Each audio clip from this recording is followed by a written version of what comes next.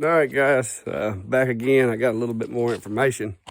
Been doing some studying for a while here at the mill, trying to get my blades right. I bought me a sharpener a few months ago, and I've been resharpening my blades. Well, I noticed that when I first got the sharpener, my new blades that I got were they were cutting as good as the new ones after I sharpened them. Sometimes it actually felt like they were maybe cutting a little better than the new ones after I sharpened them. And but after 2 or 3 rotations, I got to where I thought either I had screwed up on my sharpening or the blades were ruined. So got to do some research and playing around with the set on the teeth. I never really realized how important it was until this past week.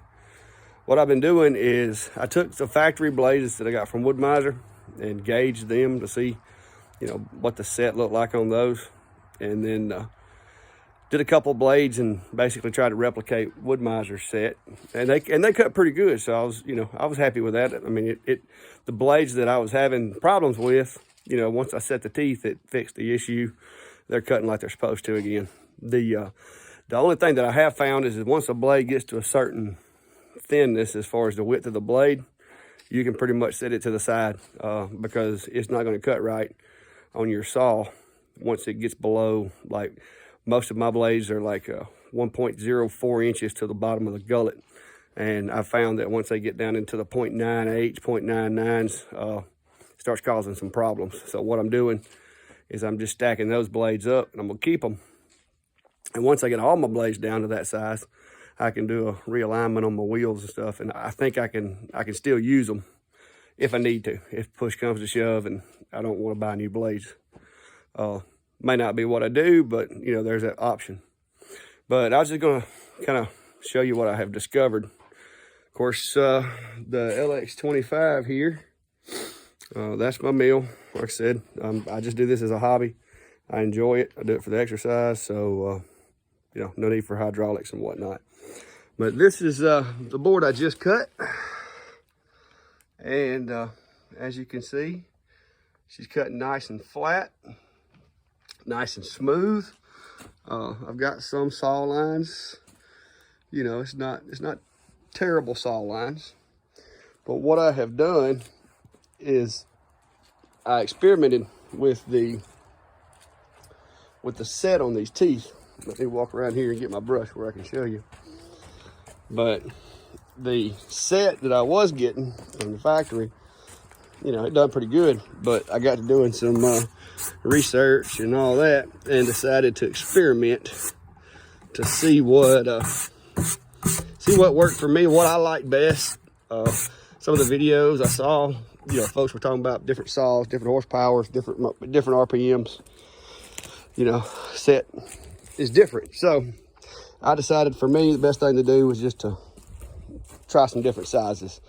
I did some 10 sets, I did some 15s, and I did some 20s on the thousandths for the set.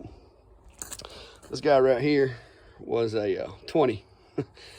And I will say this, the blade flew through this piece of beetle kill pine right here. I mean, it flew. No lubricant, just to make it fair, I'm running them all dry just to see what it does. But the blade flew through it, but got some very serious saw marks.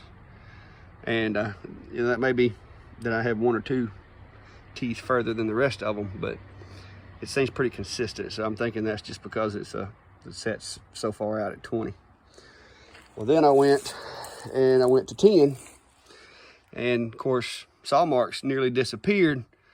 It cut straight, cut flat, everything worked great, but it didn't, the saw wouldn't move as fast as what I wanted it to move.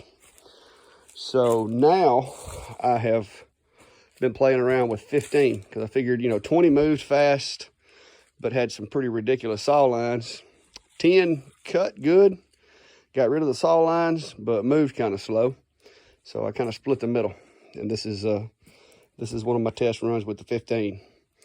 And the one thing that I will say, and I'm going to show you this, is when Mr. Cook on some of his videos that I watched said that, changing your set would leave more sawdust behind, he was not joking. The only downside, I guess you could call it a downside, to this set is there's going to be a lot more sawdust to get off of the boards when I start getting ready to stack them. Which to me, regardless of how much it is, as long as I don't have to break out the power tools, I mean, I always sweep them off anyway. But as you can see, it's leaving a lot of the sawdust. But as a result of that, my saw lines are not near as bad. I still got them. I mean, they're still there, which, to be honest with you, some people have complained before that my wood didn't look rough cut because it didn't have enough saw lines. So I don't know that that's a bad thing, but it flew through this wood at a pretty hefty pace. So just a little bit that I've learned here, and just to show, I'll see if I can cut this log while videoing. Try not to make y'all sick with the camera, sorry. But yeah, it's still pretty good. Now this isn't a massive chunk of pine, this is just a little piece of cut off that I had. I got to retighten my blade. I had let the tension off of it because I was planning on putting it up for the day. So let me get this puppy torqued back down. And this is my secret weapon right here. This is my little snap torque wrench. This guy is a lifesaver. I used to have problems making sure that my tension on my blade was consistent. But since I got this guy, hadn't had any problems. So there we go. There we are. So we're all torqued up. But we'll try to run this with one hand. Let's see how that goes. And drop down, give me a decent little board here.